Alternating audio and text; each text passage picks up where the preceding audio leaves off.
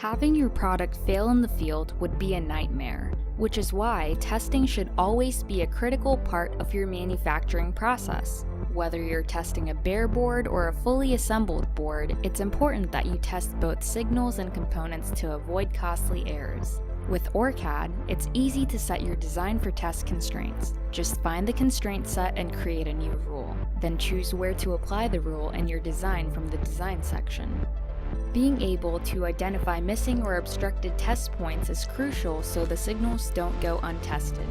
Here, mousing over this DRC shows a rule violation for a test point covered in solder mask. Easily fix the issue by opening up your pad stack editor and adjusting your solder mask opening.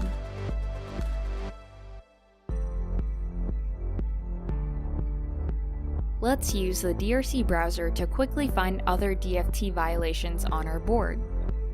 Clicking on the error takes you to that part on the canvas. Here, we see that a test point is located under a component.